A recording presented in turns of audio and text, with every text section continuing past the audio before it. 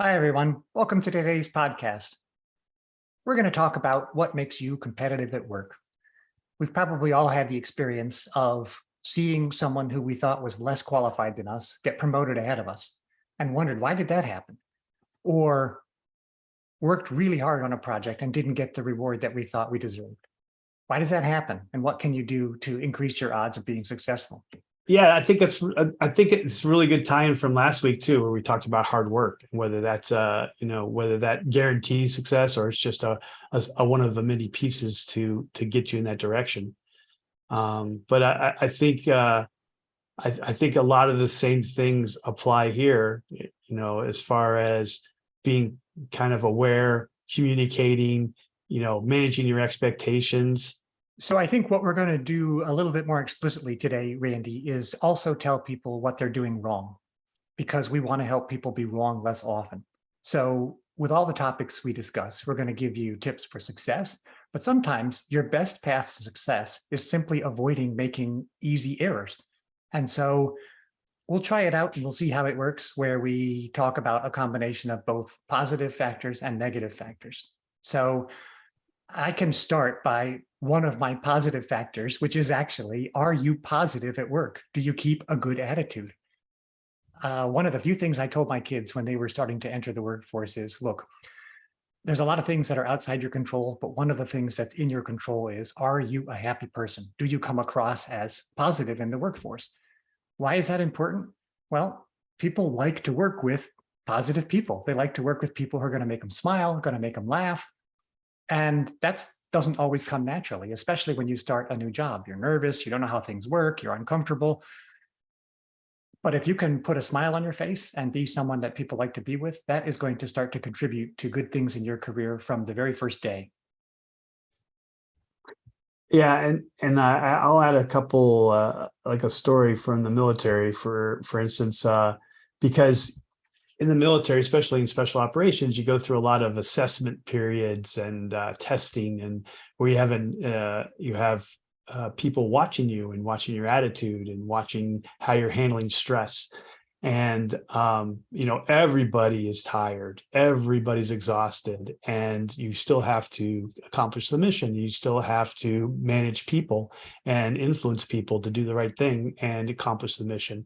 And I remember specifically, so I went to a Colombian commando school called Lancero School, and we can talk about this some other day. I have a couple other podcasts I've been guests on that I've talked about my experiences there, but it was really one of the toughest schools I ever went. Even though I went to Green Beret School and Ranger School and POW school and all these other ones in the United States. In the United States, you always anticipate living when you get to the end of the school.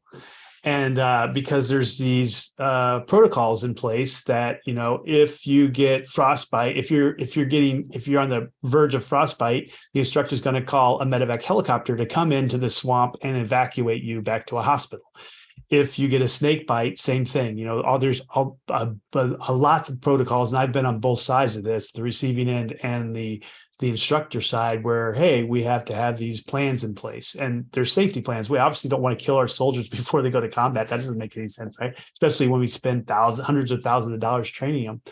But in Lancero School, I was never confident that had been done, or that it had been done where I would get out of the jungle within 10 hours.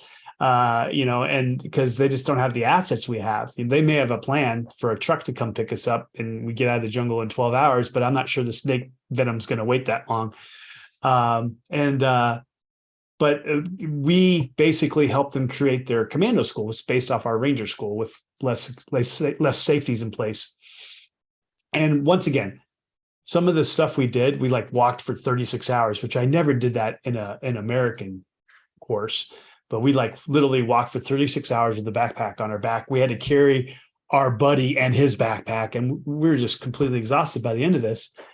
And we're all coming to, I know we're coming to the end, because you kind of get to know the area and you kind of know where the stopping points are. So I'm like, I'm probably a couple clicks out. And an instructor came by in a truck, and they always like to challenge the Americans because we're kind of their standard. hey, I've already been through the American courses that are like this. So did they kind of think that I think I'm better than them, but I just really wanted to get through the course. That was it. But they like to harass us because they're in a position of power sometimes. And so they came by in the truck and they're like, hey, and they had like salsa music coming out of the radio. And they're like, hey, American, how you doing? You smoked yet? You ready to quit? And I was like, ready to quit. I just got started. And I started doing some salsa dancing in front of them. And I had blisters all over my feet. I was like 36 hours in there. And they laughed and they drove off. But everyone else around me was just like head down, like, I gotta finish this. I'm so tired. And I just thought I just tried to put a good face on. So I get to the end and we're all in line, and some people didn't make the time limit and didn't pass and stuff like that. And the whole course is based on a point system, which is really weird. The US isn't based on this at all. It's like pass or fail. You either accomplished the mission or you didn't. It's like 50,000 points, and every event's worth so many thousand points. And then there's all these cushion points that the instructors can say, good job, 2,000 points, bad job, minus 10,000 points. It's just kind of random, his subjective. So basically, the hardest school in the world is the equivalent of Harry Potter, is what you're describing. Gryffindor, 50 points, but you lose 25 points for bad judgment. Yeah, exactly. It's just like Harry Potter before Harry Potter was made. And so we get in there and they called me out front, and I was like, oh shoot, what do I do now? Because I didn't speak very good Spanish at the time. I was always getting in trouble. Not really my fault, but there was all, I can tell you other stories later on about this. And he's like, 5,000 points for positive attitude. I was like, really? Because that would never fly in the United States. That's just expected. So anyway, that's my positive attitude point system point. Yeah, pretty much if you treat life like Harry Potter, you'll probably go farther. So I love that. And the flip side, if we want to pair the positive with the negative, the things that you want to be careful about avoiding are, there's two that I would highlight here. The first one is in your head, and the second one is coming out of your mouth. Do you think mean things about your colleagues? That's hard to stop sometimes, but you should catch yourself because you really should try to keep a positive attitude about your colleagues. It isn't that everyone's always going to be pulling the same weight as you. They obviously aren't, but you want to accentuate the positive, if I can say it that way. Find the things that you do like about them and keep that in your mind, because if you don't, if you really do start to feel negative about your colleagues, then you're going to also say mean things about your colleagues. You're going to find a friend and you're going to complain and gossip at the water cooler or on the jungle trail, as it were.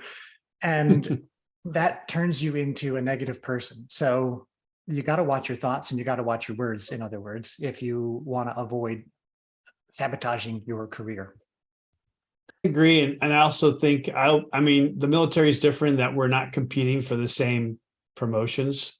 So it's a little different. We look at everything as a team event, and you're trying to make your team stronger by helping them and then appreciating them and getting everyone, if they're not pulling your weight, you're like, hey dude, come on, we're all working here. We're all trying to go home at 5. We're trying to get this job done. But it's a little different than the civilian world, where I think there's only so many positions above you and you're all competing for those positions, because the Army is just so much bigger. And when you get promoted, you're expected to move somewhere across the world or across the United States to a different job, which has nothing to do with with the supervision that the supervisors you're under already. So there's a lot more space to get promoted. So you're not competing for that one spot there where you're working right now. But I think the fact that you're a team player influences your supervisor's decisions. That, if you're not a team player, why would they want to promote you to, instill, good work ethic into a team? If you can appeal to everyone and get everyone working together as a peer, then they might look at that as a positive as a supervisor or a leader to do the same thing. I think the business world is oftentimes not as competitive as people think either. And theoretically, you're also working towards the overall good of the company. But it's very easy to get into the mindset of, I'm in competition with a couple people that I'm working with every day, and I see this one step ahead, this next promotion that only one person's going to get. And so you get very, very narrowly focused on the idea that you're in competition, which can lead to these bad behaviors. That would lead me to my next suggested positive and negative, which is something we touched on last time. If you want to advance in your career, one of the best ways to do it is to be open to volunteering and to volunteer. And we talked a lot last time about why that is so helpful to you, so we don't need to dwell on it. The reverse that I see playing out all the time that hurts people in their career is they are very narrowly and selfishly focused on their priority. They say, look, I got my list of things I need to do. I'm not going to help anybody else with anything. I'm just going to put my head down and get my own work done. That might seem like a way to be productive. It is, I suppose, but it's not a way to have people think, oh, there's a person I'd like to work with more, because they never, you're never helping them out. I think that I think there's a positive way to look at the volunteerism, because in the military, right, you have people that are married and they have families and they need to get home to their families. And then you have people that are in the barracks and they are kind of always around if something needs to get done in the middle of the night or after hours. And in my experience, and I think this has changed a little bit in the military, but there's no way it could have completely changed. A lot of times the married people would get to go home at 4:30 or 5 or 6. And the single guys are like, well, you don't have family anyway. It's like, well, but I have a life. and so what I'm trying to get at is, if you're doing the volunteerism, during the work hours, and you're taking that kind of the brunt of things that are coming up, it's probably a military thing more than a civilian thing, because everyone's got certain work hours for the most part, and then you guys buckle down for the big projects that are coming down, and you have to prepare for those, and I understand that, but you never know. I guess what I'm trying to say is, you never know when a project or something to volunteer is going to come up. So why would you turn something down if you're available? Because I guess you can build social I'm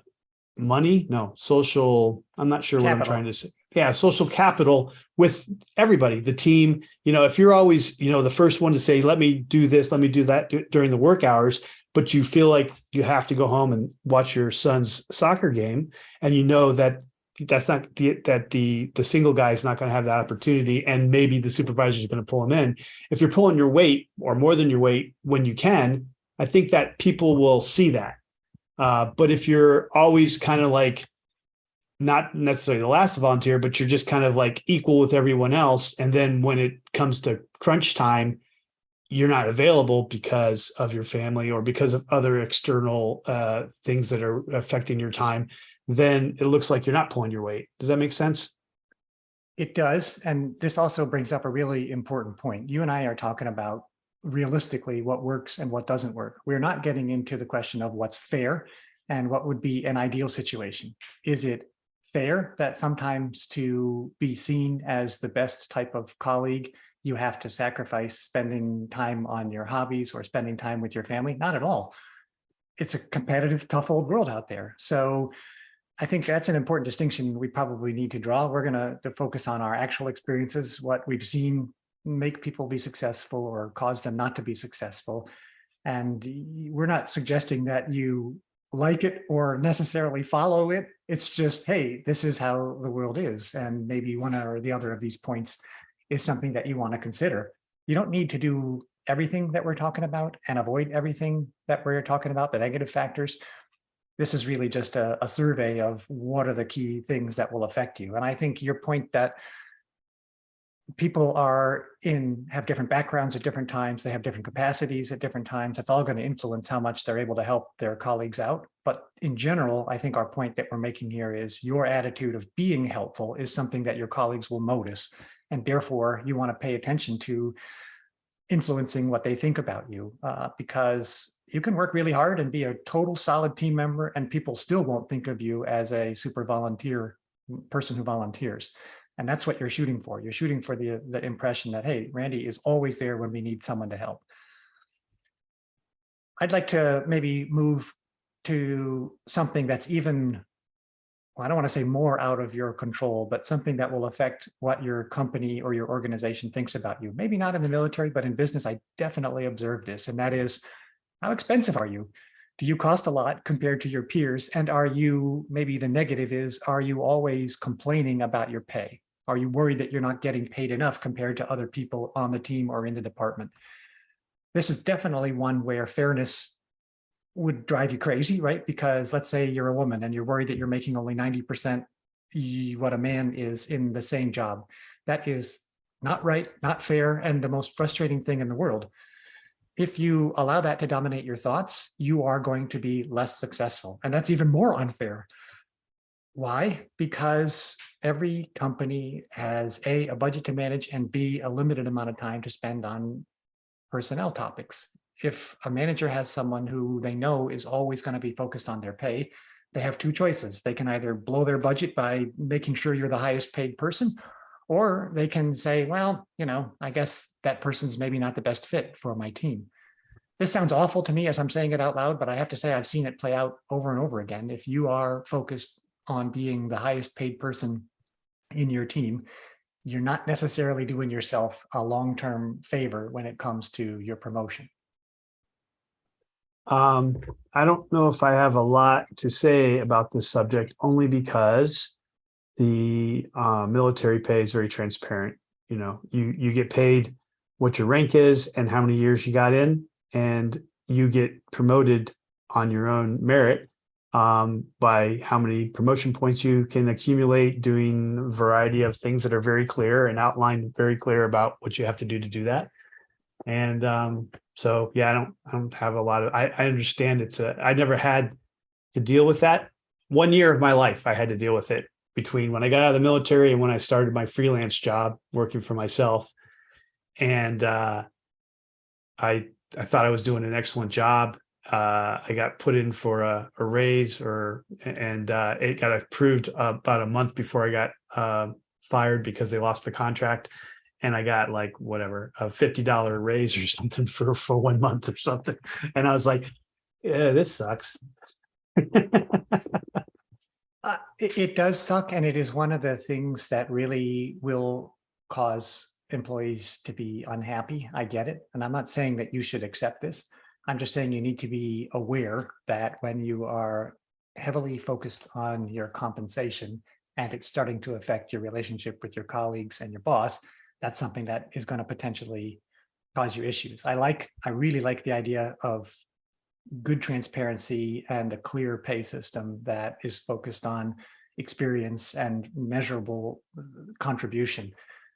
A lot of situations that people are going to find themselves in outside the military don't have that. So you need to be aware that it's a still fairly uneven and chaotic situation.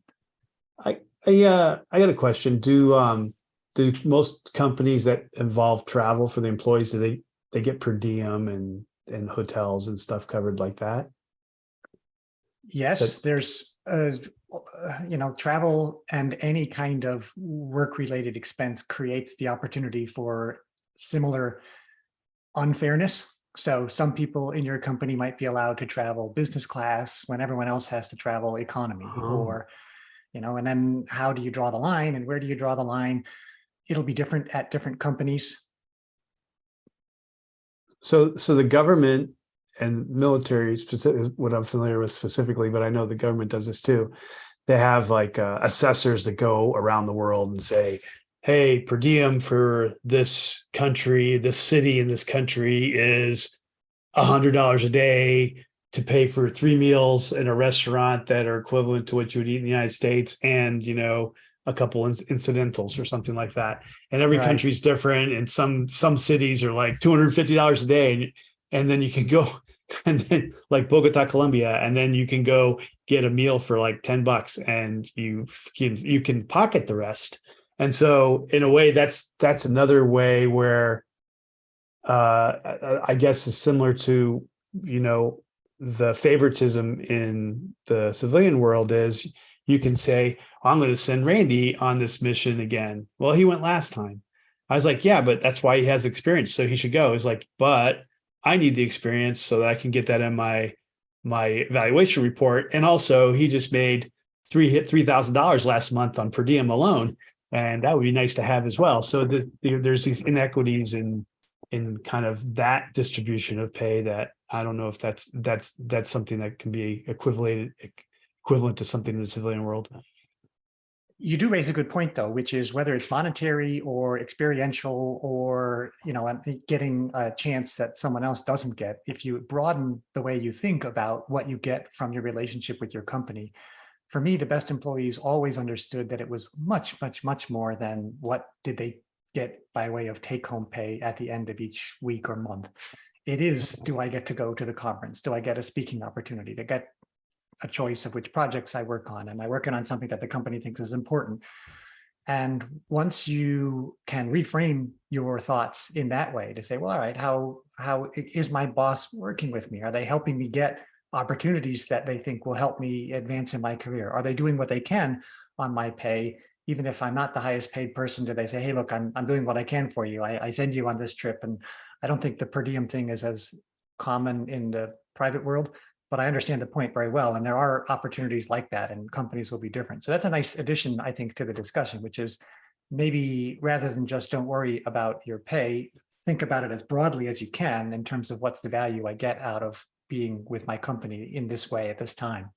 I think this goes back to something we talked about. One of the important things we talked about last time, which was communication, communicating with your supervisors, making them aware that you're interested in these other opportunities to speak, to be involved in really important projects, to travel and get new experiences and things like that. And I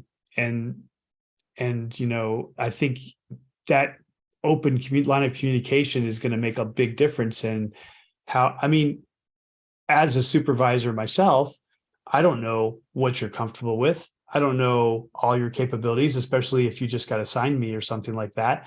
And I may sit down with you, but maybe we didn't talk about you speak Spanish, or, you spent some time in college in, France for a year or whatever. Maybe that didn't come up, but, if you hear about a project and you're interested in it, before he gets to assign it to someone, if you say, hey, I have this experience, and I'm really interested, then you're automatically on top of his head.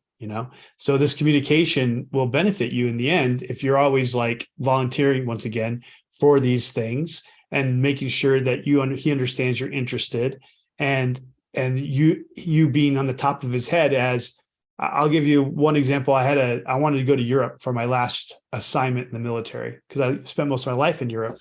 And I was like, I speak some French, I speak fluent Spanish, I speak fluent Portuguese, I speak some Dutch.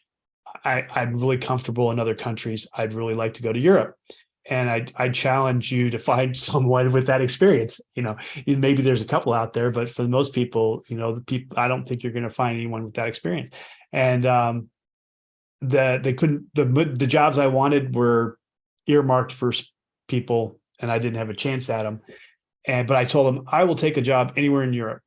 And so my supervisor went to this big meeting with the other 5 other supervisors for all the Green Berets in the world and where they're going to be assigned next year. And all the jobs I wanted were taken. They were already assigned to someone else before he even arrived. And then at the end of the meeting, he's like, hey, we just had this job open up for this rank, which was my rank, in Italy. Does anyone have anyone that they haven't, earmarked for another job yet that they can put in this? And my boss is like, yeah, I got a guy. Is he a good guy? He's like, yeah, he's a good guy. So he came back. It's like, hey, I couldn't get Holland, I couldn't get Belgium, and I couldn't get Germany for you, but I got you a job in Italy. Is that okay? I was like, damn straight. Pizza and ice cream. We're good. So Randy, that illustrates really 2 excellent points. And one is your boss doesn't know what you want and what's in your head. It's really great if you talk and say, this is what I would like. So I think people underestimate that. They know what they want. They know what their aspirations are. They know what their skills are and their talents are. And they assume, well, if I know, my boss must know. Not at all, or not in the same sense that you know. So just going to your boss periodically and saying, hey, this is what I'd like, this is what I'm interested in. Is there something the company can do? And the second step, which is a big failure or a big breaking point for a lot of people, is they're too specific in their ask. If you had said, I want to go to Holland, I want to go to Spain, and I want to go to Belgium, you would have missed this opportunity. But you said, no, instead, I'd like to go to Europe. So the takeaway there is be really broad in allowing your company, your boss, to work with you. Express your interest, express it specifically, but then be open to your boss coming back and saying, hey, is there another way we can satisfy some of your interests? Maybe not exactly the way you thought, but let's try this. That's a really nice combination, saying what you want and then being open to being flexible to the path, even if it's not the one you had in mind. And I would add one more thing about social capital. I'd been in the military for 25 years.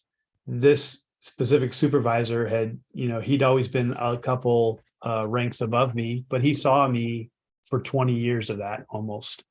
And he needed me in the end of my career for like the last 5 years. He needed me for some really not fun jobs, some staff jobs that a lot of pressure, a lot of stress, and a lot of number crunching, and just not what any Green Beret really wants to do, is sit behind a computer and figure out logistics and stuff like that. And he's like, hey, can you do this? And I was like, yeah, okay. Hey, can you do this? Yeah, okay. Hey, can you do this? Yeah, okay. And not to say that he couldn't have said, you're going to do this, but it's always nice to have someone who's like agreeable and not going to be disgruntled when they get the bad job that they didn't want ever. And so I had a lot of social capital built up with this guy. And so when I said, he's like, okay, what do you want to do next? Because we have our little counseling sessions. And I was like, I want to go to Europe. I don't care where in Europe. And you know what? If you can't send me to Europe, I just want to go to a foreign country. I love going to I'll go to Brazil. They had this position in the jungles of Brazil, teaching at a jungle school, and with no internet. And so to some people that wouldn't be exciting, and they probably wouldn't want it. And I was like, I'll take the jungles of Brazil. That sounds great. They had a really good video that showed what you would do there. He's like, and you'll wrestle jungle cats, I was like, oh, this is great. This was great. I'm pretty sure like a lot of people didn't want to volunteer for that. But after going to Lancero school, that was, kind of my alma mater. So building social capital is a nice way to think about your career. And it's one of the reasons that I see people not being as successful as they could be. And it is switching companies too often. There's a couple of downsides when you switch companies too often. And it is people don't know you, right? So you haven't done favors, you haven't volunteered, you haven't built up a reputation as a great person, not just a reputation as a really helpful person, but a person who actually has history. You helped this person 10 different times over the past 10 years. I get it. You switch jobs because you got a promotion, you got more pay, you got some step in your career that you think is going to help you.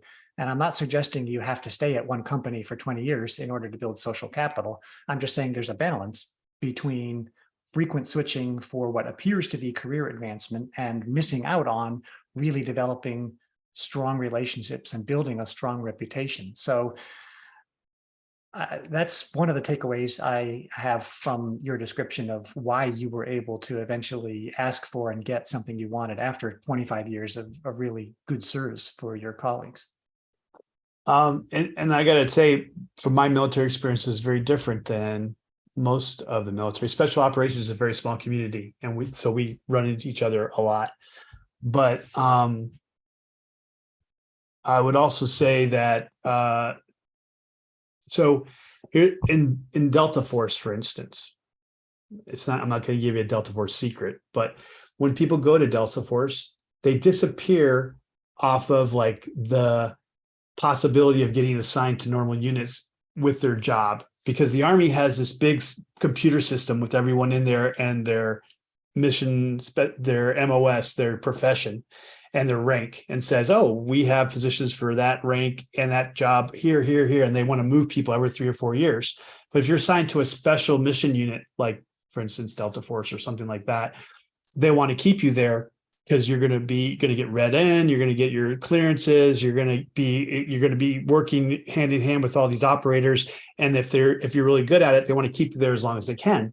And they will make sure you get promoted and things like that.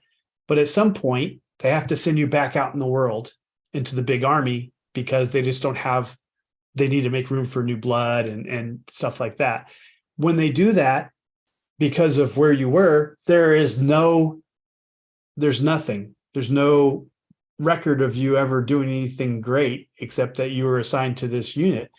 And you didn't do anything. Like I had a woman, and she was a combat photographer, and then she went and did something else for a special unit. And when she came out, they're like, well, I don't want you to supervise other combat photographers because for the last 10 years, you didn't, as far as I know, you didn't do any combat photography. So, but that's what she wanted to do.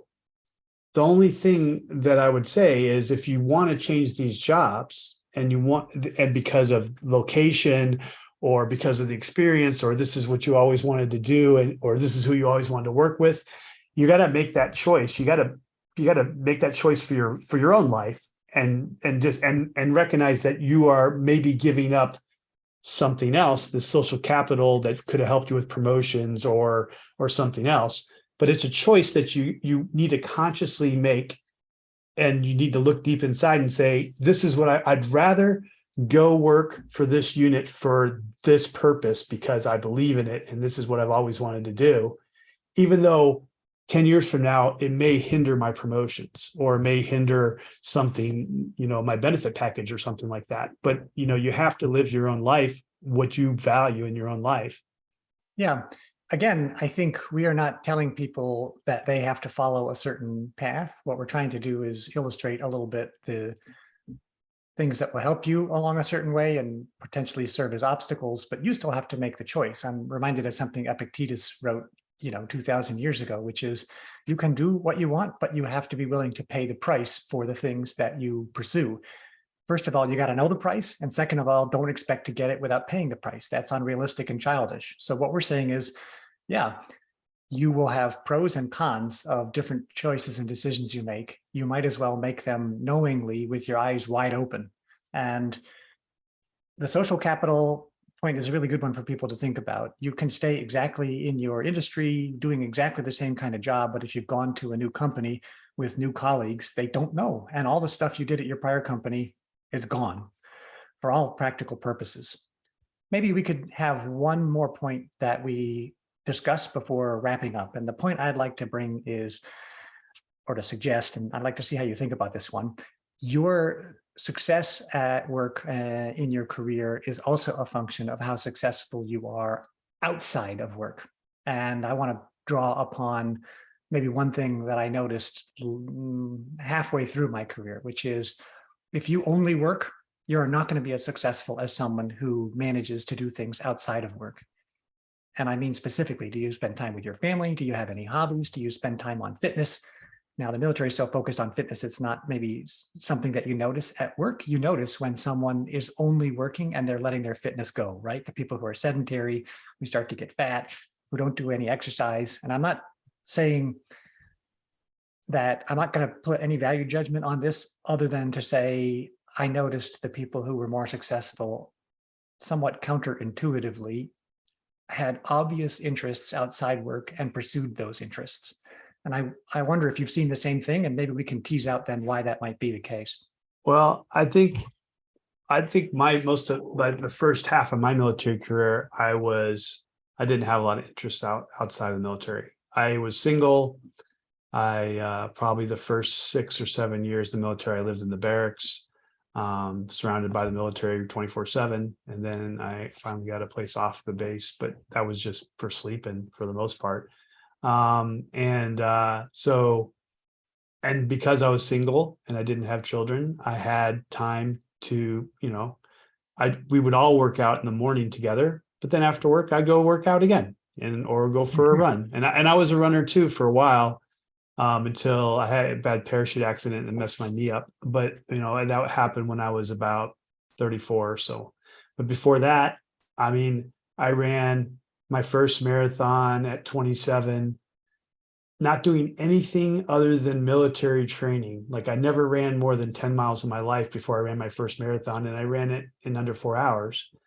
And it was just because that's all I did was work out, run, and study what I needed to do to be good at my military job. So I don't know if that's completely true from a military standpoint.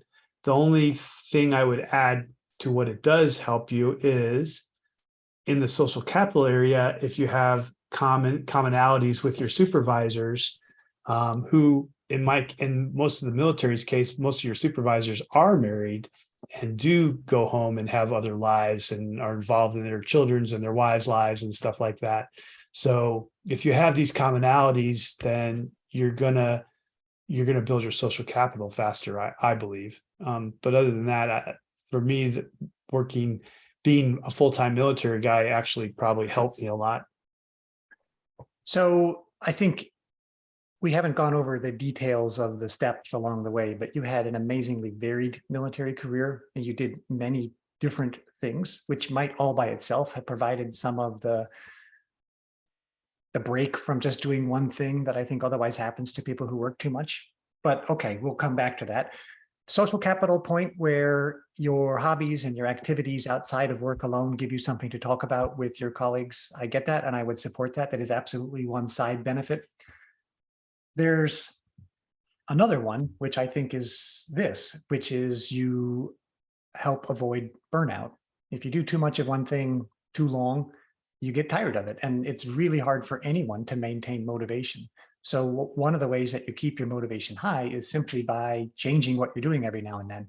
You can work super intensely, and sometimes just switching types of work is enough to give you a break. You're like, okay, I'm not doing just writing contracts all day. Now I'm going to work on a litigation, or I'm not doing only annual meeting preparation. Now I'm going to work on, interviews, something completely different, but still work related.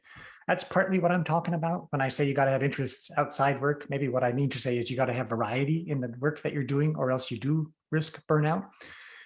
But I think it's something more, which is the people who I saw were most successful demonstrated that they had perspective a little bit. They could take a step back and realize work wasn't the only thing or the most important thing in life. And why taking a step back from work should make you better at working, I'm not 100% sure of, but it did. It did help people keep things in proper perspective, I think, when they said, hey, look, I'm here. I'm going to be absolutely the best employee I can in all the ways that we just talked about. But at the same time, I do care about other stuff. I'm going to go to church. I'm going to volunteer in my community. I'm going to do other things. And maybe it helps makes you a more rounded person. I'm not exactly sure. So I guess I don't have a specific answer as to why this is always helpful. I just have hypotheses, but I have observed a correlation. I guess, a lot of people have a misinterpretation of what military life is. Once you get through all your basic training and stuff, you get your weekends off. You're usually off by 5 or 6, unless you got some night parachute jump or, something like that. And also when I say I was military oriented, so all right, so I did a second workout in the afternoon. I went for a run, and then I did some, martial arts, so I guess in a way I was doing other things, but they're all military oriented in my head. And then on the weekends I'd take, weekend trips and travel and things like that. So, I wasn't like focused on tactics the whole time, I guess. And I wasn't like, I'm going to torture myself today. And, yeah, I understand what you're saying. And I also fully believe in being well-rounded, and I would encourage my soldiers to take, weekend breaks and, kind of come down off their high of all the adrenaline they were going through during the week, during the training and things like that. You're absolutely right. And in the fact that after, some of these single guys who don't either never get married or get married later in their military careers, 6, 7, 8, 10 years, they're just like balls to the walls, like and then they burn out. Exactly right. Burn out either they blow a knee physically or something like that, or they Mm. burn out mentally. So yeah, I do believe that you need to have some other hobbies and things like that, which my one hobby turned into be reading and writing. So it's benefited me now. So it worked out. So lightning round to end, Randy. Let's try something new. Two things that we didn't mention yet that will absolutely kill your career. Kill your career. Um, I can think of two, but let me tell you, or go ahead and see if something comes to mind. Or I'll I start mean, if you want. I think if you kind of go in with a victim mentality, and you don't try to appreciate other people's point of views and you walk in their shoes, for lack of a better phrase, then I think that'll hurt your career a lot. I also think about, if you don't like a policy or rules that the company has, complaining about them instead of talking to supervisors and wondering why they're in place for a specific reason, and coming up with ideas to change them a little bit to make them either more up to date or just more kind of acceptable to other people, that maybe they've been in place for a while and no one's thought to change them. I think those are two that I would say. Okay, I like those. They fit within the very first point we discussed, which is how do you keep a positive attitude? If you have that victim mentality, it's going to be really hard for you to do it. And if you find yourself complaining, not just about people, but about dumb policies or procedures that your organization follows, that definitely will make you stand out for the wrong reasons. I was thinking of stuff that is even more simple or direct, which is if you are using illegal substances at work, that's going to impair your performance. And it has to be said because people make that mistake. And secondly, if you commit fraud or perform illegal activity, if you're thinking that's the shortcut that is going to get you ahead, you are definitely mistaken. So might be my particular background that I saw that stuff come up, but I can tell you there are not really shortcuts, and the shortcuts that you think you're going to take, this drug is going to keep me, focused and working late into the night, or cutting corners here is going to be what gets me ahead. That is not the path I would recommend taking. Okay. So thanks for listening, everybody. We hope you got something out of today's show, and tune in next time. Yep. We'll see you next time. Thanks. We'd love to hear what you think. So please comment on the show with your thoughts. We read all of your comments. Thanks for joining us, and thanks for subscribing. See you next time.